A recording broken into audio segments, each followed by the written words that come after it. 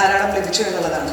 ഉദാഹരണത്തിന് 9ാം ക്ലാസ്സിലെ ആറ്റത്തിൻ്റെ ഘടന എന്ന പാഠത്തിലെ സബറ്റോമിക് കണങ്ങൾ എന്ന പാഠഭാഗവുമായി ബന്ധപ്പെട്ട് ഈ ആശയം അവതരിപ്പിച്ചതിന് ശേഷം അവരുടെ ഇവാലുവേഷനായിട്ട് ഒരു ക്രോസ്വേഡ് പസിൽ രൂപത്തിൽ നമ്മളതിൻ്റെ ഇവാലുവേഷൻ നടത്തുന്നത് വളരെ രസകരമായിരിക്കും.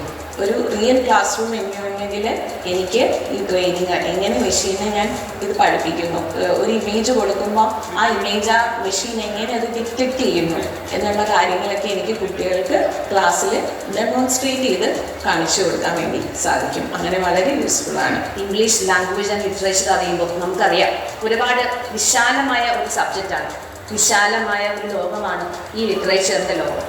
അപ്പോൾ ഒരുപാട് റിസോഴ്സുകൾ ഒരേ സമയം റെഫർ ചെയ്യാനും അതിൽ കിട്ടുന്ന കാര്യങ്ങൾ നമ്മുടെ കുട്ടികൾക്ക് വേണ്ടി പകർന്നു കൊടുക്കാനും വളരെ വ്യക്തമായ രീതിയിൽ അതിലെ മെയിൻ പോയിന്റ്സ് വെച്ച് സമ്മറൈസ് ചെയ്ത് കുട്ടികൾക്ക് ഉപകാരപ്പെടുത്താനും ഒക്കെ ഈ AI മാതൃകകൾ എനിക്ക് സഹായകമാകും എന്ന് തന്നെയാണ് ഈ പുതിയ അക്കാഡമിക് ഇത് തുടങ്ങുമ്പോൾ എൻ്റെ പ്രതീക്ഷ.